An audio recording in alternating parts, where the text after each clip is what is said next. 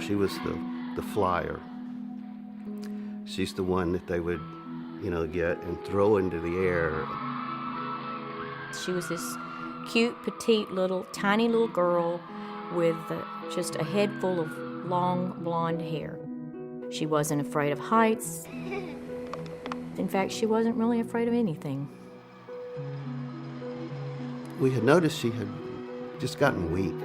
I said, "What's the matter with you?" I said, "You're a tumbler. You can tumble and do backflips." It progressed from that to she fainted a couple times. So I took her into the doctor the next day, and they immediately sent us to Texas Children's Hospital. She was just, from the moment I met her, she was about 11 years old, she just had a sort of magical presence about her, and nothing would keep that girl down. Victoria was diagnosed at the age of 11 and a half with acute lymphoblastic leukemia. In today's world, we cure, go away forever, about 80% of children. In 1965, we cured 5% of children. So the improvement is unbelievable. And Victoria actually had a particular subtype of ALL that the cure rate should have even been better than that. Victoria's treatment was to take 2.5 years. And at the end of 2.5 years of chemo, Victoria was to be finished with her treatment. Okay, thank you. Now I'm going to hand this over to Dr. Frickback and see what she has to say. Well, what's your name again? My name is Bunny McBunkbuck. Well, Bunny McBunkbuck, today our breaking story is about a little dog named Arfie. First time I met Victoria, we were doing a radiothon at a radio station in Houston, Texas. She was very full of energy and was already considered a long-term survivor of leukemia. At the end of 2.5 years, when Victoria's treatment was over, they performed another spinal tap and a bone marrow test. Joellen called me and she had just the worst news ever, and that is that Victoria's cancer had returned. Victoria at that time decided she was going to fight and entered the hospital for what would turn out to be an extremely long stay. And he asked her at that time, he said, "Victoria, do you like to play video games?" She said, "I love to play video games." So I put the word out to a website that I worked with called Sarcastic Gamer, and the online community responded in droves. What I expected to be a couple of games that might come from here and there instead turned out to be things coming from all over the world. So much so that it became sort of overwhelming. Tori had to end up giving it away to other kids who were also stuck in the hospital. And she made it through, and 9 months later, she relapsed again. So this was 3 times she was told that she had cancer. She couldn't be around other people that could have any infections. When she was out, she had to wear her masks.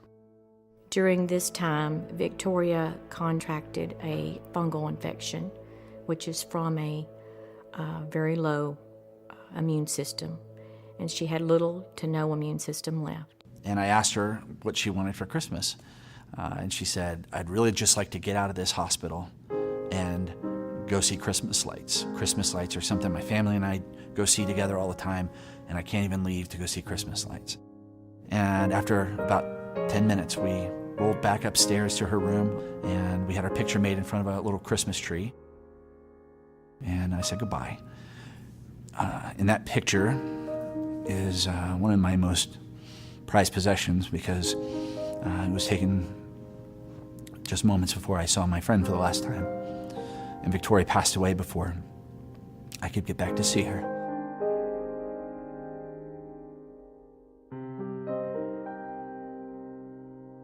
Victoria passed away on January 21st, 2008, after a 4-year battle with leukemia, failed bone marrow transplants, and fungal infections.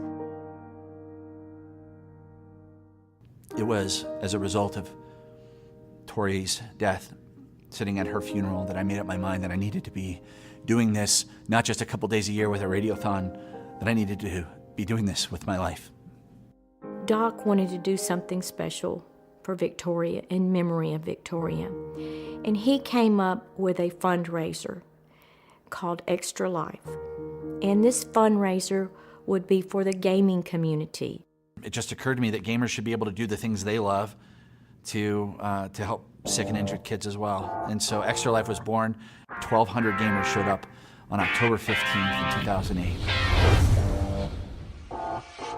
With this year's Extra Life Gaming Marathon, we're helping save kids' lives. You don't even have to be a crime-fighting superhero. Each and every year afterwards, it continued to grow. Gamers responded by being able to game for their local hospitals. We've grown since 2010 from a small group of over 4,000 gamers to a massive movement comprised of over 50,000 gamers who helped raise over $6.1 million in 2014 alone. Video games are like the #1 form of entertainment on planet Earth, have been now for quite a while. Anyone could be involved in Extra Life. Gamers aren't that pale kid in mom and dad's basement. They're mom and dads, they're aunts and uncles. A young child to an older adult to a grandparent. You can take all that fun of playing games for 24 hours and reach out to your friends and bring them to your environment. Or if you want to play a board game, a card game. The funds that Extra Lifers raise can go to a variety of purposes in the local area at the local hospital. So maybe your extra $20 or your extra $50 goes to curing 87% of children with leukemia. They might buy an isolette for a baby that is born the size of a cell phone and has to fight for its life. I can guarantee you that with that money goes directly back to these children to keep this from happening again to someone else's child. Getting involved with Extra Life is really simple. You just have to go to the website at extra-life.org, put in a few details in there, join a team if you'd like to, or create one. After that, it's as simple as fundraising with your friends and family. Let them know why you are doing this. They should know that the money you raise is going to stay local in your community. We never will truly lose Victoria because she will live for all of us through this.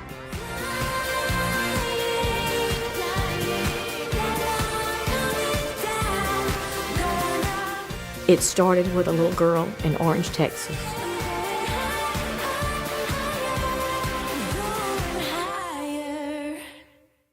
And I think that's all we have to say for today. All we have to say today, so So we'll see See you you tomorrow later at on News at whatever time it is. at Victoria's house.